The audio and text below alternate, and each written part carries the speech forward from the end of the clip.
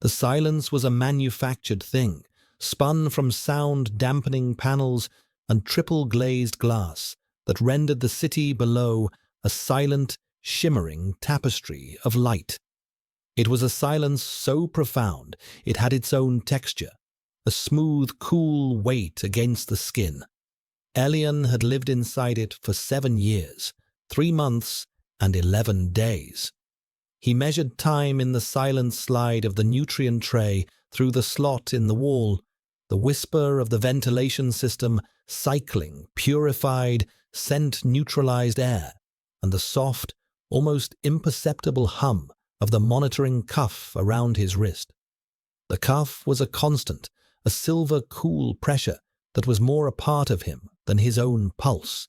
It tracked his vitals, administered his medication, and ensured he remained what the contract stipulated, a stable, serene, and utterly neutral presence. He was Asset 734. He was not a person. He was a commodity, a living piece of art whose sole value resided in his placid biochemistry, a unique genetic quirk that produced a beta scent so profoundly calming it could soothe the most agitated alpha. Or so the prospectus claimed. He had never smelled his own scent. The suppressants and neutralizers saw to that.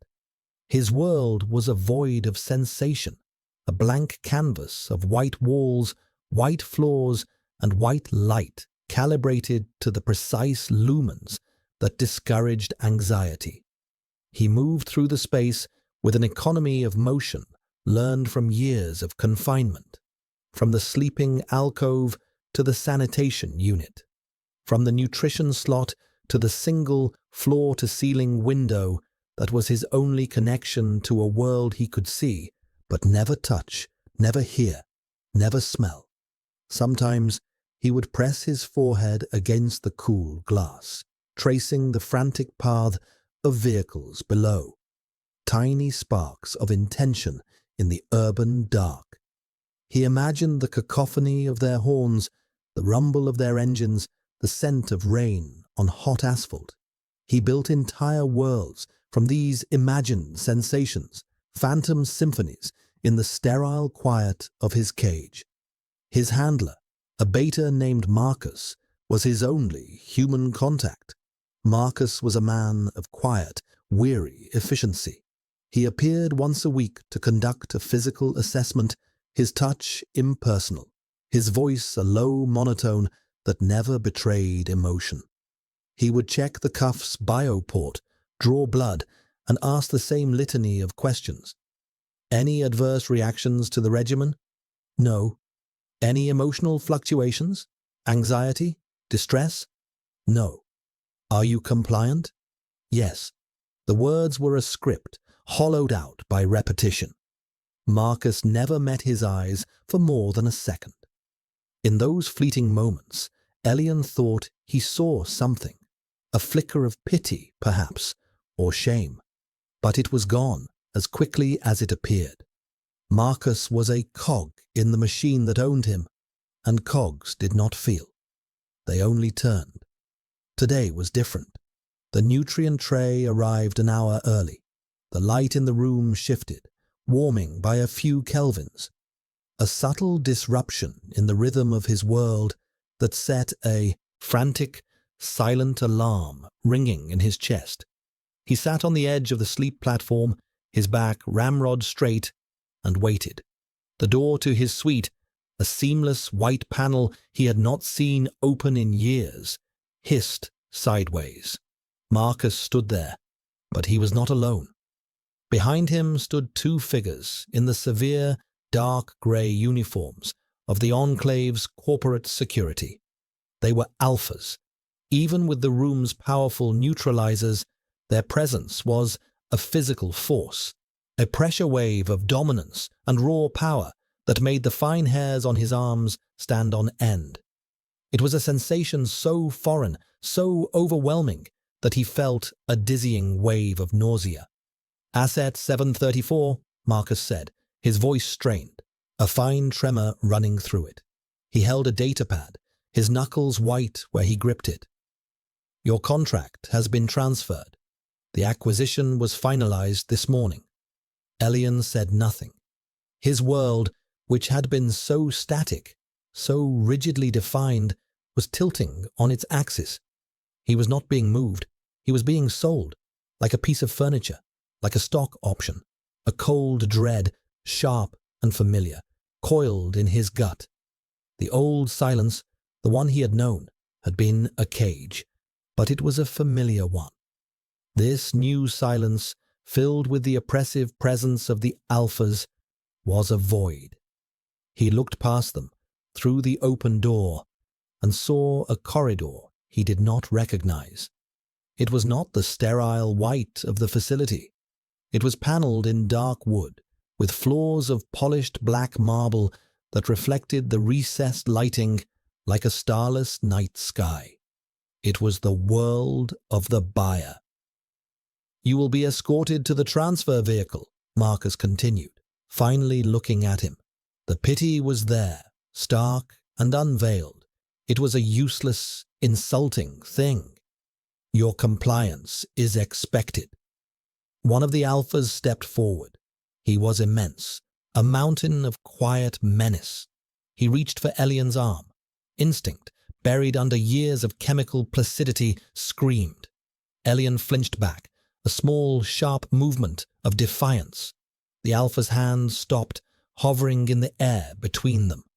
His eyes, cold and dark, narrowed. The air crackled with unspoken threat. He was an asset. He was not a person. He did not have the right to refuse. Slowly, deliberately, Elian rose to his feet. He held the alpha's gaze, a tiny, flickering ember of rebellion in the vast emptiness of his submission. He held it until the alpha looked away, a flicker of irritation crossing his stoic features. Elian extended his arm. He did not look at Marcus again. He did not look back at the white room that had been his universe. He focused on the feeling of the alpha's gloved fingers closing around his bicep, a grip like iron, and walked out of the cage he had known into the darkness of one he did not. The silence of the corridor was different. It was a heavy, opulent silence, the kind that was bought and paid for. He was led to an elevator, a mirrored box that reflected 1,000 fractured images of him. A pale, slight figure flanked by giants, his face a blank mask, his eyes wide with a terror he refused to show. He was not an asset. The thought came, unbidden and sharp as a shard of glass. He was not an asset. He was not an experiment. He was a prisoner. And he had just been sold to a new warden. Kaelin Vance stood before the 30-foot wall of smart glass that constituted the northern face of his office. 120 stories above the earth, the city sprawled beneath him, a glittering circuit board of human endeavor. He saw it not as a collection of lives, but as a system of interconnected assets, a flow of capital and data that he, more than any other single individual, controlled. Control was everything. It was the principle upon which he had built his empire, Vance Interlink, and the philosophy by which he lived his life. His world was one of clean lines, predictable outcomes, and quantifiable results. Emotion was a variable to be mitigated, a messy, inefficient bug in the human code. His suit was bespoke, a razor-sharp cut of charcoal grey that betrayed no wrinkle. His office was a monument to minimalist precision, a single desk of obsidian composite, a chair, and the city itself, framed as the ultimate acquisition. Even the air he breathed was controlled, filtered, and infused with a subtle, proprietary scent designed to promote focus. It smelled of cold ozone, rare wood, and victory. His assistant, an efficient beta named Anya, materialized at his elbow, her presence as unobtrusive as a whisper. "Sir, the acquisition of Asset 734 from the Chrysalis project is complete. The transfer is underway." She offered him a datapad. He took it without turning from the window, the screen illuminated with the assets file. A single, sterile image stared back at him, a young man with pale skin, dark hair, and eyes the color of a stormy sea. The expression was neutral, as mandated by the project's protocols, but Kalen, a master of reading micro-expressions, saw something else in the subtle tension around the eyes, the faint press of the lips. A containment, a suppression of immense force. He scrolled through the data. Vitals were stable, brain activity within expected parameters for a chemically serene state. The genetic markers were what had interested him, a 1 in a billion beta anomaly. The file stated that Asset 734's scent glands produced pheromones that did not incite rivalry or desire in alphas, but instead induced a state of calm, lowering cortisol and adrenaline levels in those exposed. A biological peacemaker. In the brutal world of corporate warfare, such a tool was invaluable. He envisioned deploying the asset in tense negotiations, a silent, beautiful piece on the chessboard that would subtly disarm his opponents, making them more pliable, more suggestible. The price had been astronomical, a testament to the asset's rarity, but Kalen saw it as a sound investment. He had outbid 3 rivals, including his primary competitor, Masaru Ito of the Gen Soma Corporation. That alone made the purchase worthwhile. It was a demonstration of power. The previous handlers noted 0 instances of non-compliance over a 7-year period, Anya reported, her voice calm and even. The asset is considered perfectly conditioned. Perfection is a theoretical concept, Kalen murmured, zooming in on the photograph. The asset's eyes. There was a depth there, a flicker of something ancient and wild that the sterile data streams could not capture. It was inefficient. It was a loose variable. What of the Chrysalis Project's other research? Did we acquire the full data set? They were resistant, sir. They claimed the ancillary research was proprietary and not part of the transfer of this specific asset. Kalen's jaw tightened, almost imperceptibly. He despised incomplete data. Chrysalis was a black box operation, a boutique genetic research firm that specialized in the exotic. They had sold him their prize creation, but they were holding back the schematics. It was a loose end. He hated loose ends. Make them an offer for the company itself, he said, his voice dropping to a low, dangerous calm. A hostile one, if necessary. I want their secrets, Anya. All of them. Yes, sir. She bowed her head slightly and retreated, leaving him alone once more with the city and the image on the screen. He studied the face of Asset 734. The file listed no name, only a number, a designation. It was cleaner that way. Attachments were liabilities, and yet he felt a flicker of something he could not immediately quantify. Not interest, not desire. It was closer to the feeling he got when he saw a piece of code that was flawlessly elegant, or a market projection that unfolded with mathematical certainty. It was an appreciation for a rare and complex design. But this was not code. This was flesh and blood, a variable he intended to control as absolutely as he controlled everything else in his world. He had a suite prepared for the asset in his private penthouse, 2 floors above this office. It was equipped with the same environmental controls as the Chrysalis facility, but with a touch of his own aesthetic. It was a cage, yes, but a gilded one. He would observe the asset, study its effects, and learn to wield it with the same precision he wielded capital and influence. He swiped the file closed and placed the datapad on his desk. The transfer would be complete within the hour.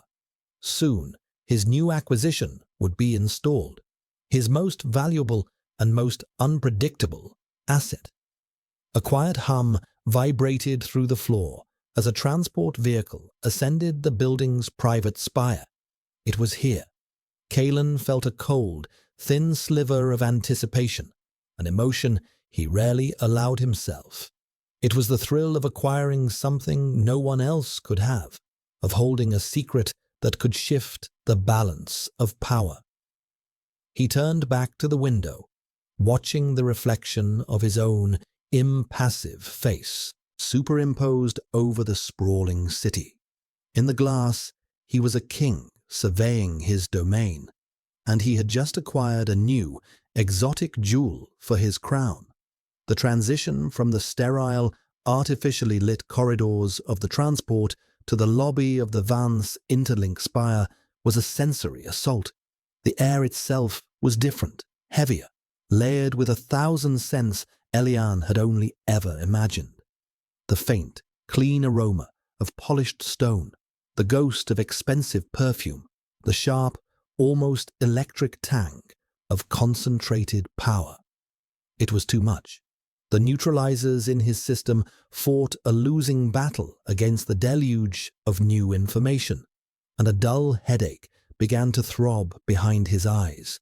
The two Alpha guards maintained their grip, flanking him like monoliths as they crossed a lobby so vast it felt like an open-air plaza. The floor was black marble, the ceiling soared 50 feet high, and a silent maglev elevator waited for them, its doors the color of old blood. Inside the elevator, the mirrors returned. He saw his own reflection, a pale wraith in a simple grey tunic, his face unnervingly still. He looked like a ghost haunting this opulent machine. The alphas on either side of him were solid, real, their reflections doubling their oppressive presence. The elevator ascended with a stomach-lurching smoothness that was utterly silent. The only sound was the frantic, trapped bird flutter of his own heart. The numbers on the digital display climbed with dizzying speed. 80, 90, 100.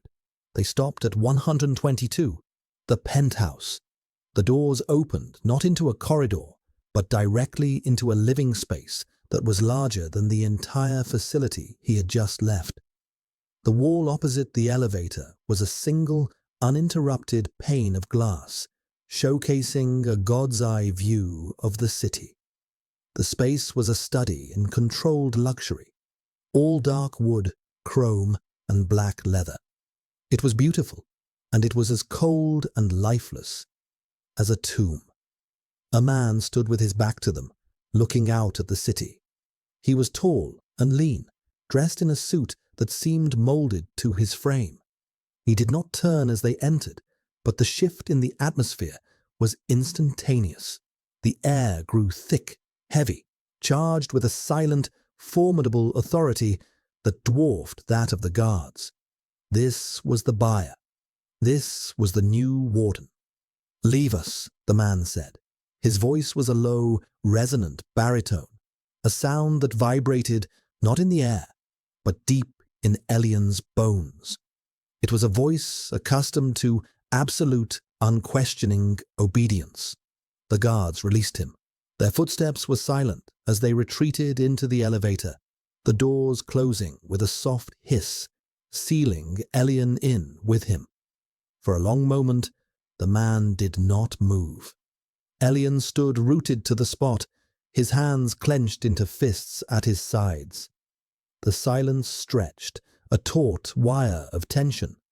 He could feel the man's attention on him, an invisible weight, a form of analysis that felt like being pinned under a microscope. Finally, he turned. The face was the one from the file, but the still image had been a pale imitation of the reality. Kalen Vance was a man carved from ambition and discipline. His features were sharp, aristocratic, his eyes a startlingly pale grey, the color of a winter sky. They were intelligent, analytical, and utterly devoid of warmth. He looked at Elian not as a person, but as a problem to be solved, an equation to be balanced. Asset 734, Kalen said, the designation sounding even more dehumanizing from his lips. Welcome to your new housing. His gaze swept over Elian, a clinical assessment from head to toe. It was not a lecherous look. It was far more unnerving. It was the look of an engineer examining a new piece of machinery. The environmental parameters have been calibrated to match those of your previous facility. Scent neutralizers, full-spectrum lighting, and nutritional requirements will be maintained. Your biometrics will continue to be monitored. He gestured to a silver band on Elian's wrist. It was a new cuff, sleeker and more severe than the old one. He hadn't even felt them change it. Kalen began to walk a slow, deliberate pace around the room, and Elian understood he was expected to follow. He moved on stiff legs, his eyes taking in the details of his new cage.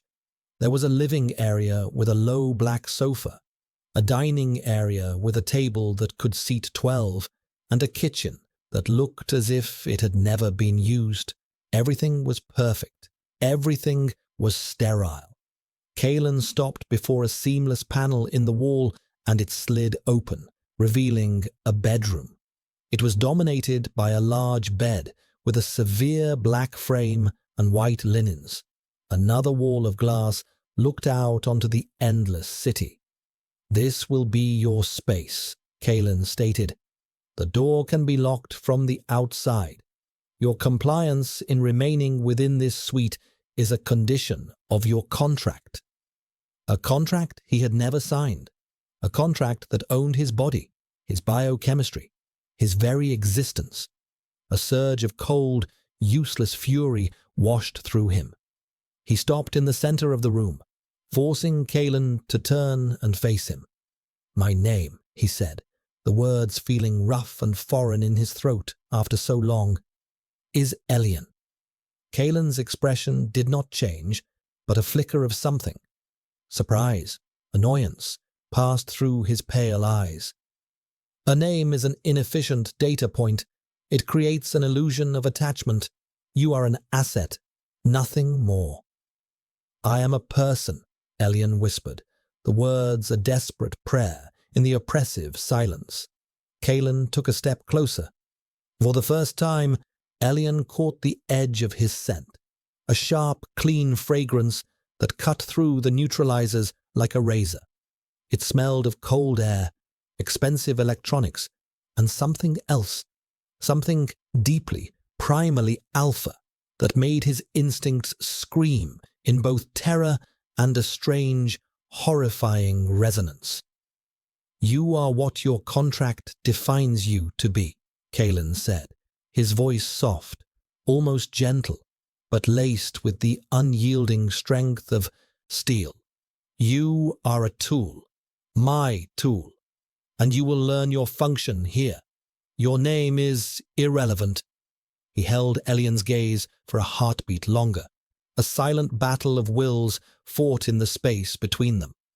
Elian felt the crushing weight of the man's power, the absolute certainty of his control. He was a force of nature, an unmovable object, and Elian was nothing. He was a ghost in the machine. He broke eye contact first, his gaze falling to the polished floor. It was a surrender. He felt the shame of it burn in his throat. Kalen gave a small, satisfied nod, as if a calculation had just been proven correct.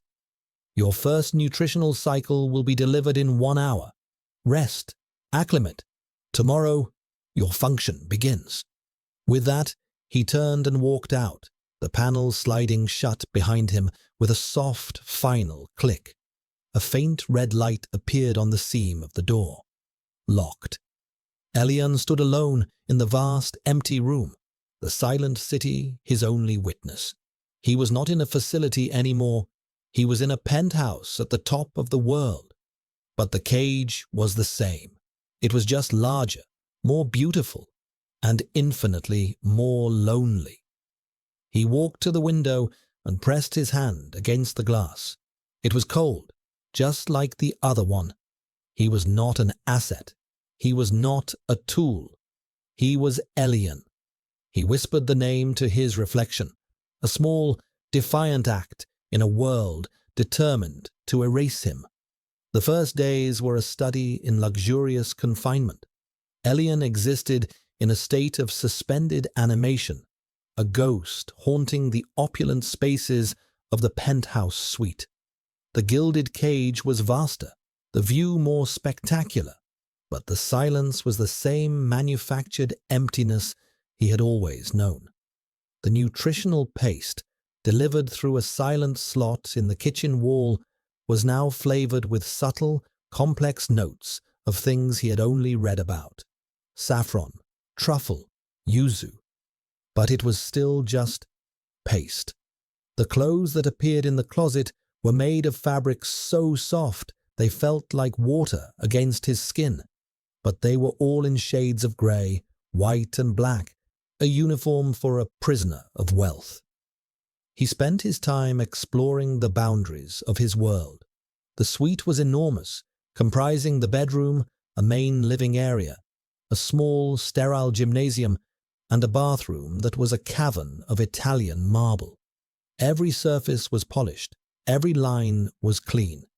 There was no clutter, no sign of personal life, no soul. It was a space designed not for living, but for display. He discovered he was under constant observation. Tiny, all but invisible lenses were embedded in the ceilings, the walls, the mirror in the bathroom. The knowledge was a violation that settled deep in his bones, a constant, itching awareness of being watched. He learned to move, as if he were alone, to keep his face a mask of placid neutrality, to give the unseen observer nothing. He was performing the role of Asset 734. Kalen Vance was a phantom presence. Elian never saw him, but he felt him. Sometimes the scent of him, that sharp, cold, dominant scent, would linger faintly in the air when the ventilation system cycled, a reminder of his owner's proximity. He knew Kalen was on the floor below, in his office, or perhaps somewhere else in the vast penthouse, which Elian suspected was much larger than the suite he was confined to. He was being studied. On the third day, a screen on the wall flickered to life. Kalen's face, rendered in perfect high definition, filled the space. His expression was as impassive as ever. Asset 734, the disembodied voice filled the room. We are going to conduct a preliminary functionality test. A business associate will be arriving. You will sit in the main living area. You will not speak. You will simply be present. Do you understand? Yes, Elian said, his voice a dry rasp. He hated the way Kalen's gaze made him feel transparent, his every thought and feeling laid bare for analysis. An hour later, the elevator doors hissed open. Kalen stepped out, looking immaculate in a dark blue suit. Behind him was another man, older, with a shrewd, calculating look in his eyes. He was also an alpha, but his presence was different from Kalen's. It was a blunter instrument, smelling of expensive cologne and aggression. Kalen, a bit dramatic, even for you, the man said, with a predatory smile. Bringing me all the way up to your ivory tower. The view aids perspective, Julian, Kalen replied smoothly, his eyes flicking to Elian for a fraction of a second. A silent command. Be still. Be calm. Elian sat on the black leather sofa, his hands folded in his lap, his spine straight. He focused on his breathing, a technique he had perfected over years of forced serenity. Inhale. Hold. Exhale. He was a stone. He was a piece of furniture. The two alphas sat opposite him, a low glass table between them. They spoke of mergers, acquisitions, market shares. Their words were a foreign language, a dialect of power and money. Elian did not listen to the words. He listened to the current underneath. Julian was aggressive, pushing, trying to find a weakness. Kalen was a wall of ice, deflecting, countering, his calm absolute. But as the negotiation wore on, Elian noticed a subtle shift. Julian's posture began to relax. The hard, predatory edge in his voice softened. His gestures became less expansive, his arguments less forceful. He seemed calmer. Elian felt a strange, draining sensation, a subtle leaching of his own energy. The cuff on his wrist was cold, but the skin beneath it felt unnaturally warm. He was being used. His biochemistry, the very air around him, was being weaponized to give Kalen an edge. He was the secret weapon, the invisible thumb on the scales. The realization was sickening. After an hour, the deal was done. Julian, looking slightly dazed but satisfied, shook Kalen's hand and departed. Kalen stood for a moment after the elevator doors closed, his back to Elian. The asset performed within expected parameters, he said, almost to himself. He turned, his pale grey eyes pinning Elian in place. A successful trial. He walked over to the sofa and stood looking down at Elian. The proximity was overwhelming. His scent was a physical presence, wrapping around Elian, sinking into his pores. It made his head spin. "You feel it, don't you?" Kalen asked, his voice a low murmur. "The effect you have, the way you smooth the rough edges of the world." Elian said nothing. He refused to give him the satisfaction of a response. He just stared back, his sea-grey eyes a silent rebellion. Kalen's lips thinned into a semblance of a smile. It did not reach his eyes. "You are a remarkable creation. More effective than I anticipated." He reached out, his fingers tracing the air just inches from Elian's cheek. Elian flinched, a small, involuntary jerk. Kalen's hand froze. His eyes narrowed. "The conditioning is not as perfect as Chrysalis claimed. There are still glitches, unwanted responses." He dropped his hand and stepped back, his expression returning to one of cool analysis. "We will need to work on that. More exposure, more trials." He turned and walked toward a different, unmarked panel in the wall. It slid open, revealing a private corridor. "Your nutritional cycle will be delayed by 30 minutes to offset the energy expenditure of the trial," he said, without looking back. "Rest." The panel slid shut, and he was gone. Elian remained on the sofa, trembling. A wave of exhaustion, profound and bone-deep, washed over him. He felt hollowed out, used up. He was not a creation. He was a person. He was a person, and his very existence was being turned into a tool for a man who saw him as nothing more than a line item on a balance sheet. He looked at his hands, at the pale skin and the fine blue veins beneath. They were his hands. This body was his, but he had no control over it.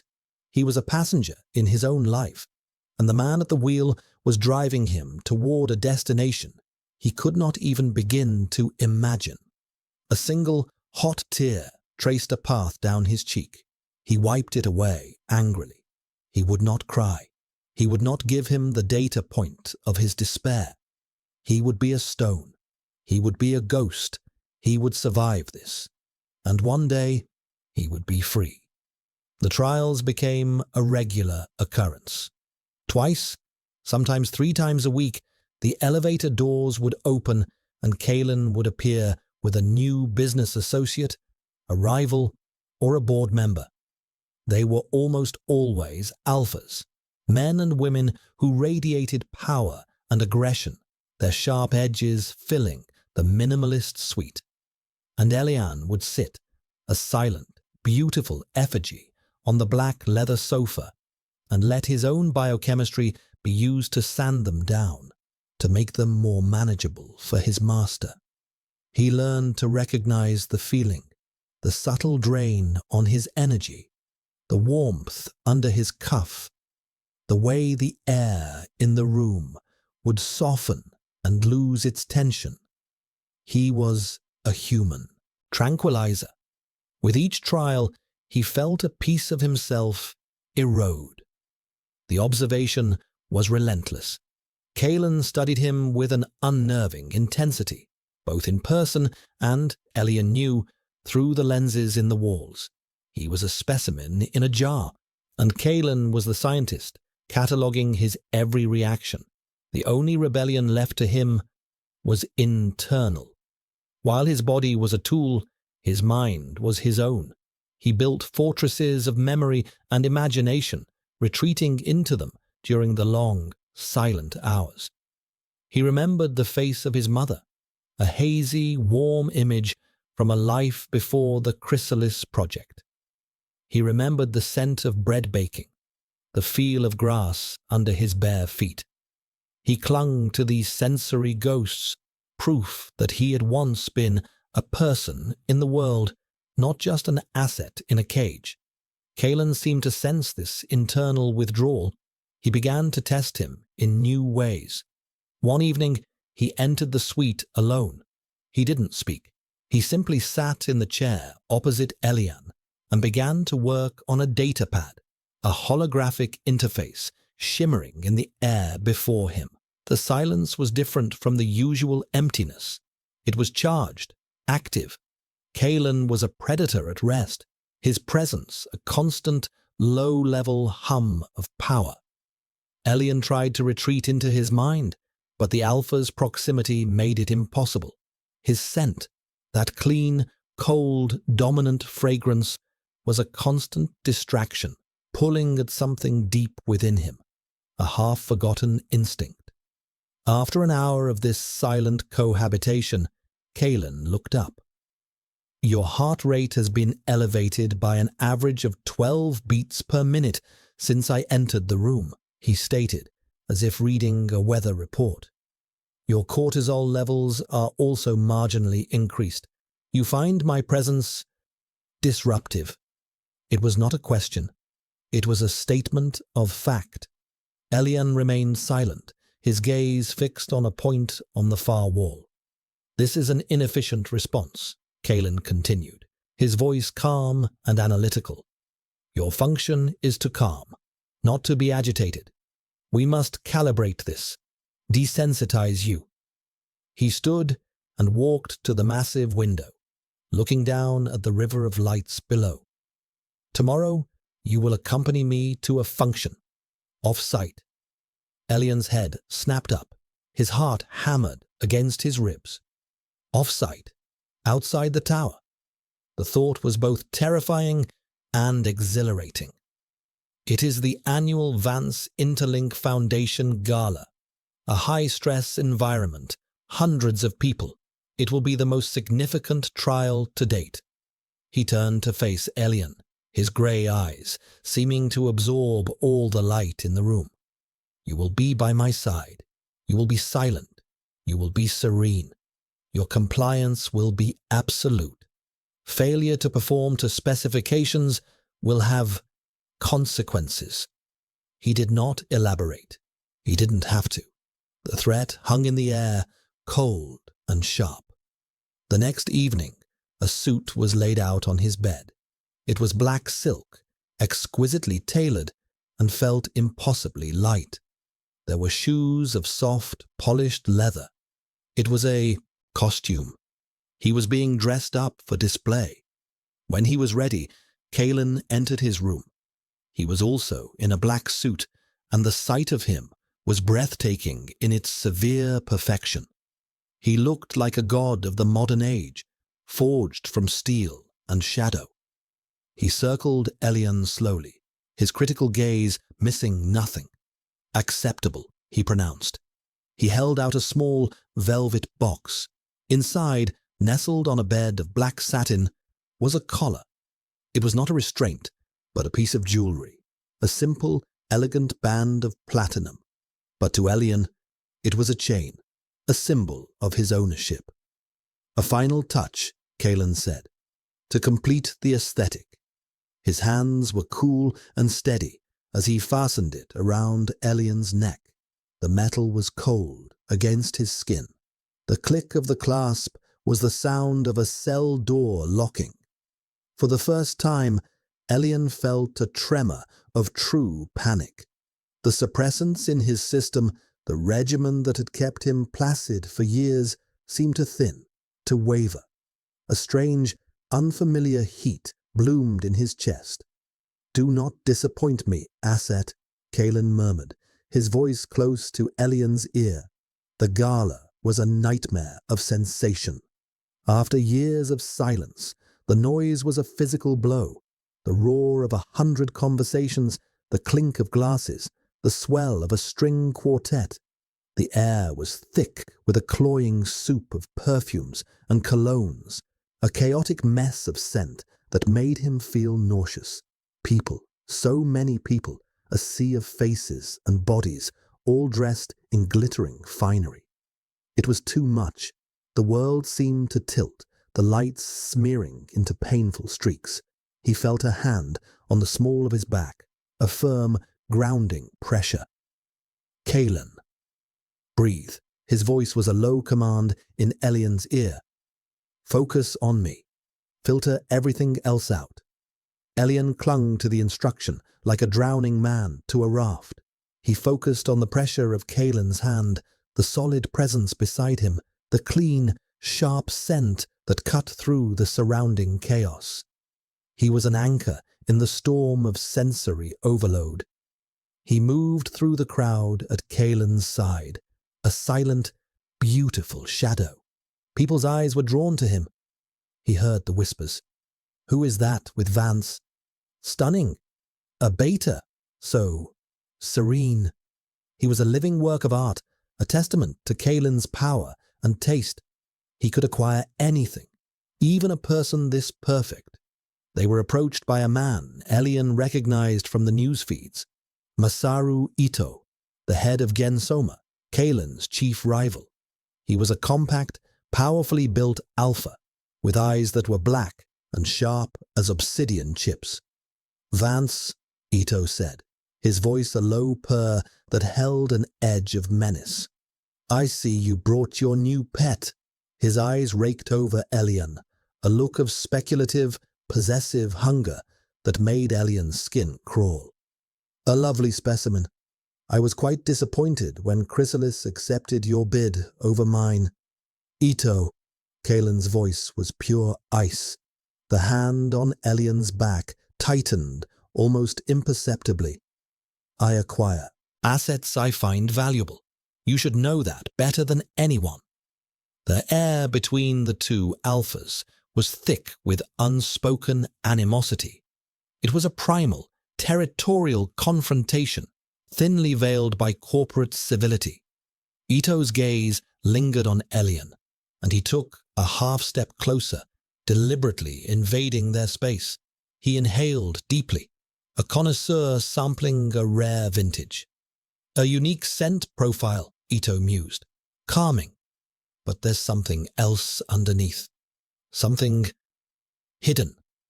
The comment, the intrusive way he scented him, sent a spike of pure, undiluted fear through Elian.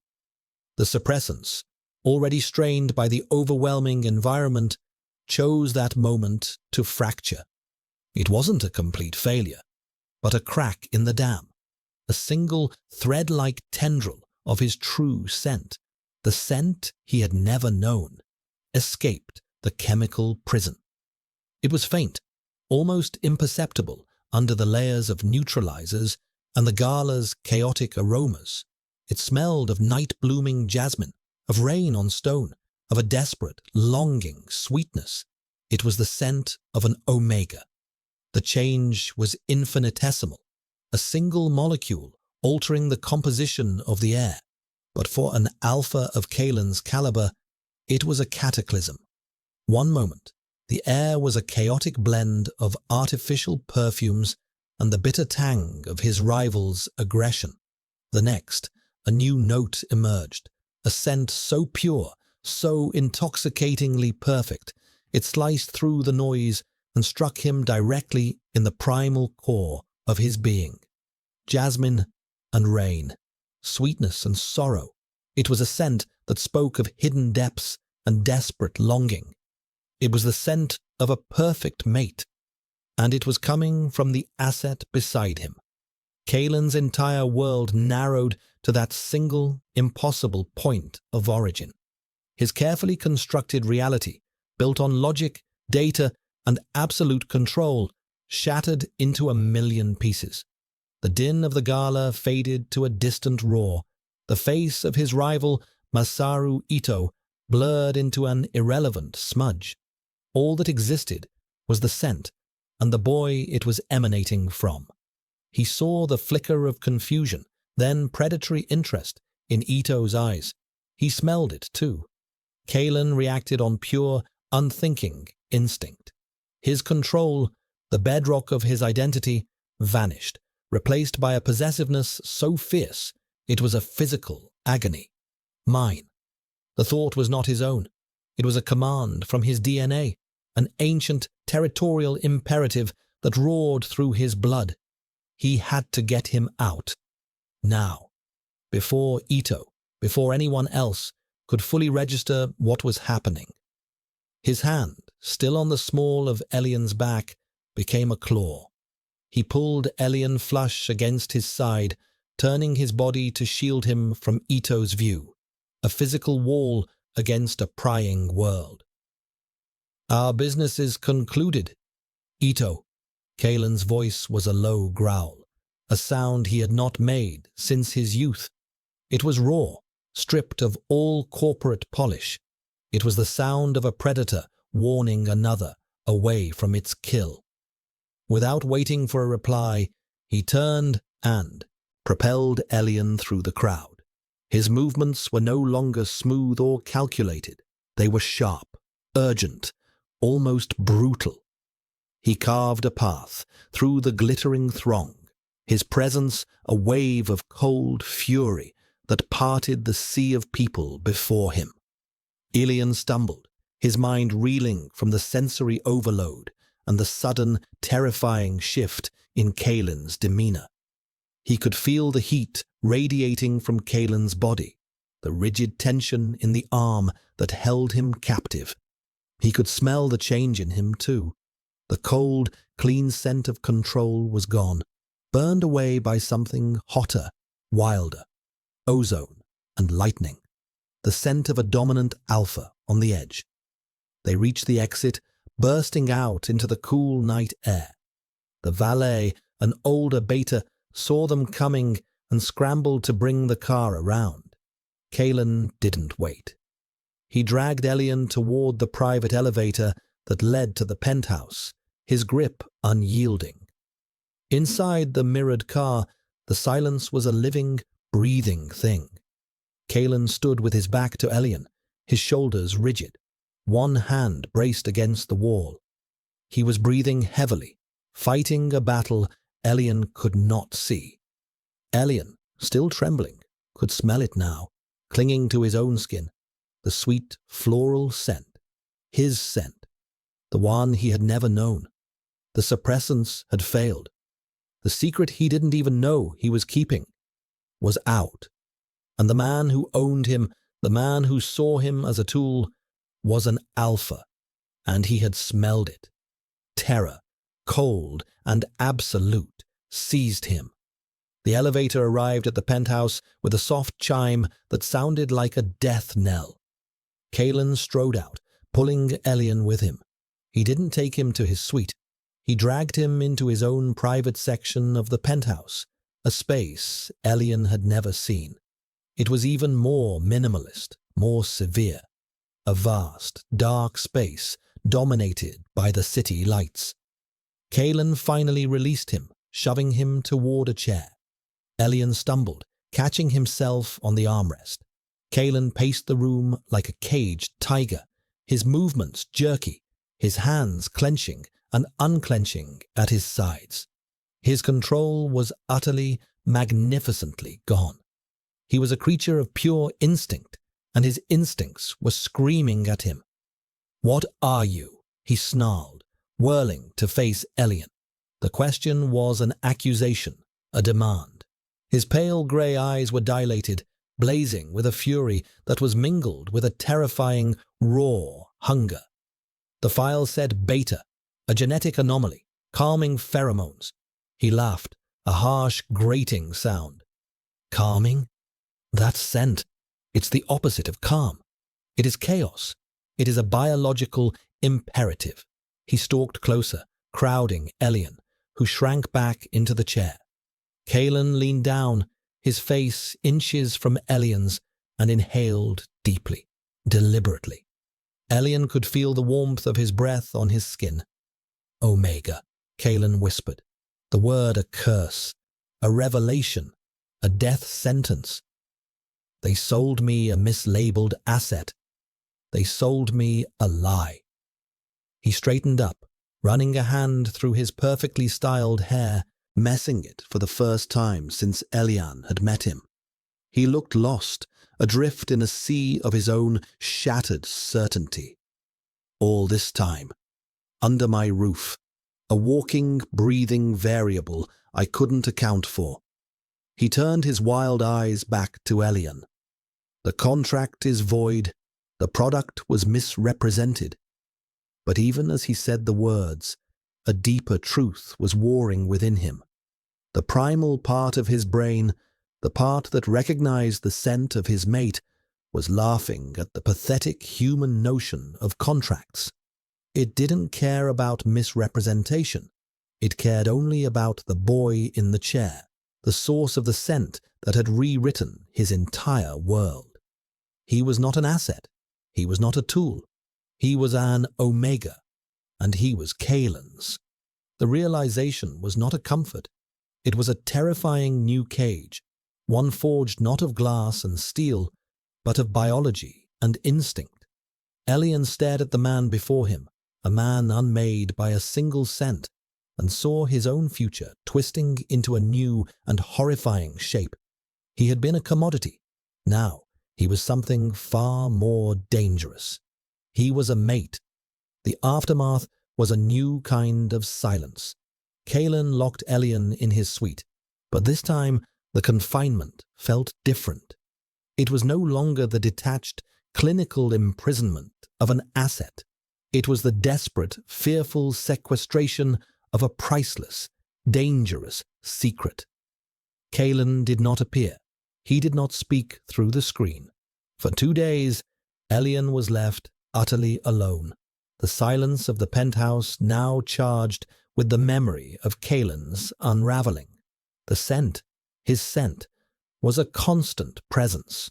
Without the suppressants being administered through the cuff, it bloomed in the recycled air, a rich, complex fragrance that was entirely new to him. He would lift the collar of his shirt and inhale, trying to understand himself through this new language. It was sweet, yes, but there was a wild, melancholy note underneath, something that spoke of long years in captivity.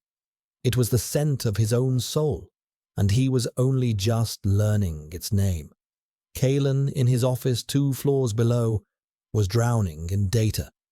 He had sealed himself off, refusing all calls, cancelling all meetings. His world had been reduced to a single, unsolvable problem. Asset 734. Elian, the Omega. He had pulled every string, used every back channel to get his hands on the Chrysalis Project's sealed research. The data was streaming into his servers now, terabytes of encrypted files that his best AI was currently slicing apart. He was treating the situation as a hostile takeover of his own biology. He ran simulations. He read obscure genetic treatises. He cross-referenced the asset's DNA with every known Omega profile in the global database. The results were always the same. A perfect match, a 1 in a billion probability. The fated mate. It was a concept from romance novels and sentimental fools, a biological myth he had always dismissed as evolutionary refuse. And it was happening to him. The scent was burned into his senses. He could smell it even here, 2 floors down, a phantom fragrance that clung to his clothes and haunted his thoughts. It frayed his concentration, making the clean, sharp lines of his data streams blur at the edges. It was a constant, maddening pull, a magnetic force drawing him upward toward the suite where the Omega waited. Control was everything. He repeated the mantra, but the words felt hollow. How could he control this? It was a rebellion from within his own cells. His alpha nature, so long suppressed under a lacquered shell of logic and discipline, was roaring. It wanted to claim, to protect, to possess. It saw the Omega not as a mislabeled asset, but as the missing piece of his own soul. And Kalen, the man who prided himself on his icy detachment, despised it. He despised the weakness, the loss of control, the sheer, messy inefficiency of it all. He brought up the footage from the suite's hidden cameras. He watched Elian. The boy was different. Without the suppressants, there was a new life in his movements. He paced the room not with the dull, lifeless shuffle of before, but with a restless energy. He would stop at the window, his expression full of a longing that was so potent Kalen could feel it through the screen. He watched as Elian discovered his own scent, the tentative way he sniffed at his own wrist, the look of wonder and confusion on his face. This was not an asset. This was a person coming alive, and Kalen was the one who had inadvertently turned the key. The AI finally broke the last of the chrysalis encryption. The file that opened on his screen was titled Project Chimera. He read, and a cold, precise rage began to build in his chest. It was worse than he had imagined. Elian was not a naturally occurring Omega. He was a designed one. The Chrysalis Project had been engaged in illegal gene splicing. They had taken a rare beta with a latent, recessive Omega gene and had forcibly activated it, crafting him, molding him into the perfect, submissive, and chemically manageable creature. The suppressants weren't just for control. They were to hide the evidence of their crime. They had created a biological masterpiece and then crippled it, selling it as a lesser thing to avoid scrutiny. They had lied. They had sold him a stolen, damaged artifact and called it new. But the data revealed something else, something that made the blood freeze in his veins. The project notes spoke of instability. Without the suppressants, the reawakened Omega genes could cause a systemic biological cascade, a heat, but not a normal one. Because he had been suppressed for so long, his first heat would be a violent, agonizing, and potentially fatal event, unless he was with a compatible alpha, an alpha whose pheromones could stabilize his system. The file contained a list of potential compatible genotypes. Kalen ran a search. His own genetic signature flashed on the screen. A 99.7% compatibility rating, a perfect match. It wasn't fate. It was engineering. Chrysalis hadn't just created an Omega. They had created an Omega specifically, terrifyingly compatible with a handful of the most powerful alphas in the world. Alphas like him. Alphas like Masaru Ito. They had created the perfect honey trap, a biological key designed to fit the locks of the global elite. He was not a fated mate. He was a target, and Elian was the weapon. The rage solidified into a diamond-hard point of purpose. He had been played. He, Kalen Vance, had been manipulated, his own biology used as a pawn in a corporate game. And Elian, Elian was the victim, a life stolen and rewritten for profit. His possessiveness shifted. The primal urge to claim was still there, but it was now overlaid with a cold, logical fury. Elian was his, not just by instinct, but by circumstance. He was Kalen's responsibility. He was his problem to solve. And more than that, he was his weapon to turn back on his enemies. He shut down the files. He stood, his suit feeling like a constriction. He had a new objective, not to control the Omega, but to stabilize him, to understand him, and then to use him to burn the Chrysalis Project and anyone else who had been in on the secret to the ground. He rode the elevator up to the penthouse suite, his mind a whirlwind of new calculations. He was no longer just the owner. He was the protector, the warden, the only one who could keep the coming storm at bay. The key was no longer to suppress the asset. The key was to control the environment of the Omega. His Omega. Elian heard the hiss of the door, and his entire body went rigid. He had been lying on the bed, staring at the ceiling, lost in the new, confusing landscape of his own senses. He sat up, his heart a frantic drum against his ribs. Kalen stood in the doorway. He looked different. The immaculate, icy control was still there, but it was thinner, a veneer over a core of white-hot intensity. His eyes, when they met Elian's, held a complex mixture of fury, calculation, and something else Elian couldn't name. Something that looked almost like concern. "We need to talk," Kalen said. His voice was flat, stripped of its usual resonant authority. He walked into the room, and the panel slid shut behind him. The air was instantly thick with their combined scents. Elian's blooming, sweet jasmine and Kalen's sharp, ozonic alpha presence. The combination was dizzying, a chemical reaction that made the room feel small and airless. Kalen didn't sit. He stood in the center of the room, a pillar of dark-suited tension. "I know what you are," he began, "and I know what was done to you." Elian flinched, wrapping his arms around himself. He had expected accusations, anger. He had not expected this quiet, intense statement of fact. "The Chrysalis Project did not sell me a beta. They sold me a genetically engineered Omega, illegally activated and dangerously suppressed." Kalen's hands clenched into fists. "They created you." The words hung in the air, a devastating confirmation of a truth Elian had never even known to look for. A creation, a thing that was made, not born. The sense of self he had been so carefully nurturing for the past 2 days crumbled into dust. He wasn't a person who had been imprisoned. He was a prison that had been built to look like a person.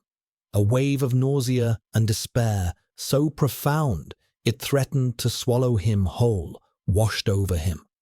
He felt a choked sob rise in his throat and brutally suppressed it. He would not break in front of this man. Kalen saw the struggle on his face. The flicker of concern in his eyes intensified. "This changes things," he continued, his voice softer now. "Your contract with them, and therefore with me, is based on a fraudulent claim. Legally, it is void. Freedom." The word was a spark in the darkness of his thoughts. For a single, breathless moment, he imagined walking out of this room, out of this tower, into the world. But then Kalen spoke again, and the spark was extinguished. "However, you are not safe. What they did to you, it made you unstable. Your biology is a time bomb. Your first heat is coming, and without the proper management, it could kill you." He paused, letting the weight of his words sink in. "It just so happens," he added, his voice laced with a bitter irony, "that I am one of a very small number of alphas who can provide that management. My genetic profile is compatible. I can stabilize you." Elian stared at him, the hope curdling into a new, more insidious kind of dread. It wasn't a cage of glass and steel anymore. It was a cage of biology. He was a lock, and Kalen was the key. He would never be free. "What do you want from me?" Elian whispered, his voice hoarse. Kalen's expression hardened, the analytical predator returning. "For now, I want your cooperation. I need to monitor you, to prepare for what's coming. We need to manage this situation before it manages us." "And after?" Elian pressed, a sliver of defiance returning. "After you've stabilized me? Do I go back to being an asset? A tool for your business meetings?" A muscle jumped in Kalen's jaw. "After we have navigated the immediate crisis, we will reevaluate the terms of our arrangement." It was a politician's answer, a CEO's answer. It meant nothing. "I am not a crisis to be managed," Elian said, the words coming out stronger than he expected. He got off the bed, standing to face Kalen, though he had to tilt his head back to meet the alpha's gaze. He was trembling, but he held his ground. "I am not a project. I am not a problem on your balance sheet. My name is Elian." For the first time, he saw Kalen truly falter. The use of his name, the quiet, fierce dignity in his stance, seemed to bypass the alpha's logical defenses and strike somewhere deeper. Kalen looked at him, truly looked at him, not as an asset or an omega or a genetic marvel, but as the person standing before him, broken and defiant. "Elian," Kalen said, the name tasting strange and significant on his tongue. He took a half step forward, his hand lifting as if to touch, then falling back to his side. The pull between them was a tangible thing, a humming wire of scent and biology. "They built you to be a weapon, Elian, a key designed for a handful of locks. Masaru Ito is another one of those locks. He knows something is different about you. He will come for you. Chrysalis will want their asset back or silenced. You cannot survive out there alone." He was right. The thought was a bitter pill. His freedom was a fantasy. Out there, he was prey. In here with Kalen, what was he? "So I am your prisoner then," Elian said, his voice flat. "For my own protection." "You are under my protection," Kalen corrected him, the words precise. "It is not the same thing." "It feels the same," Elian shot back. "The cage is just a different shape." An emotion Elian had never seen on Kalen's face flickered there now. Frustration. A deep, profound frustration with a situation that could not be solved with money or power or logic. "What do you want, Elian?" he asked, the question raw, stripped of artifice. The question stunned Elian into silence. No one had ever asked him what he wanted. His wants were irrelevant. He was a thing to be used, managed, controlled. What did he want? He wanted the sun on his face. He wanted to smell the ocean. He wanted to choose his own food, wear his own clothes, walk down a street without being owned. He wanted a life. He wanted to be real. "I want a choice," he finally said, his voice barely a whisper. "Just one. I want to choose something for myself." Kalen stared at him, the internal battle raging in his eyes. His logic, his need for control, was at war with the primal instinct that screamed at him to protect this boy, and with a new, unwelcome flicker of empathy. He was a man who never compromised. He built his empire on the unshakable certainty of his own will. But the boy in front of him was an impossible variable, a human equation that defied all his calculations. He gave a slow, deliberate nod. "All right," he said, the word costing him more than $1 billion acquisition. "A choice. We will do this your way, within reason." He gestured to the suite. "Tell me one thing you want. One thing that will make this feel less like a cage." Elian hesitated, stunned by the concession. He looked around the sterile, beautiful room. It lacked life. It lacked anything organic. "A plant," he said, the request so small, so simple, it sounded absurd in the opulent space. "I want something that's alive, something that grows." Kalen's expression was unreadable. He simply nodded again. "Done." He turned and walked to the door. Before he left, he paused. "Get some rest, Elian. The next few weeks will be difficult." The door hissed shut, leaving Elian alone once more.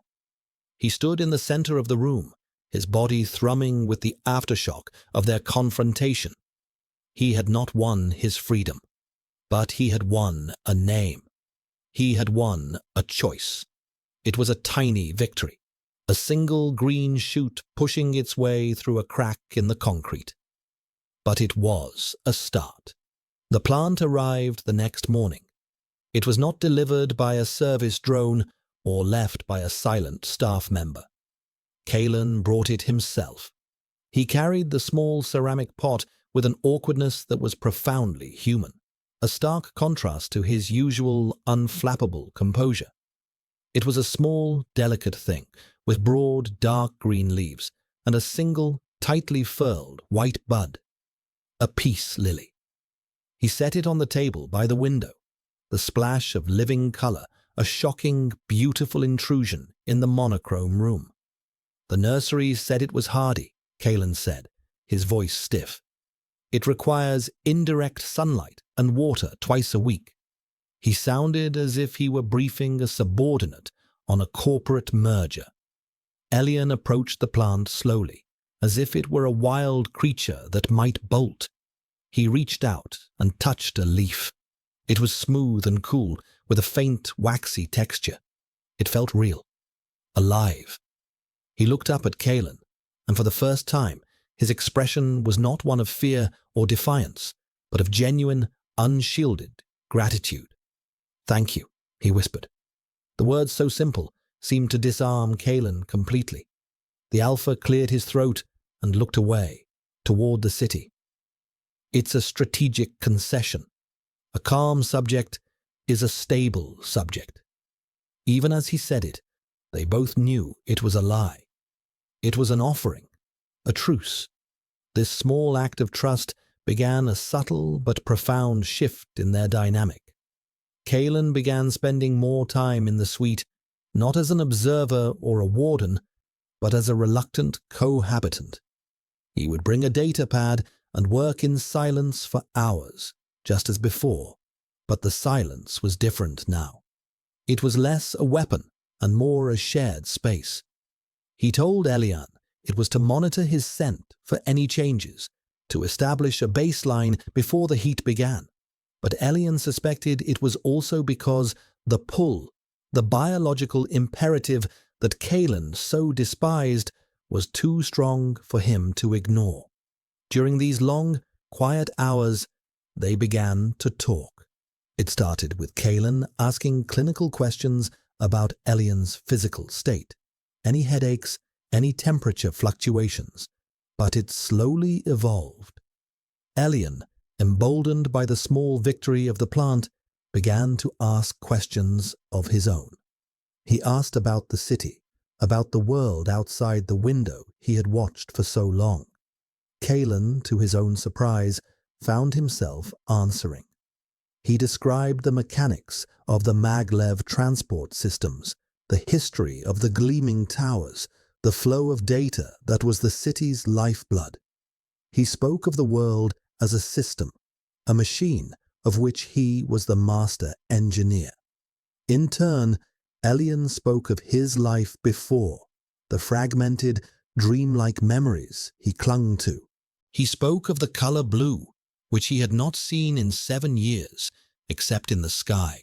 He spoke of the concept of rain, not as a meteorological event, but as a feeling, a sound, a smell.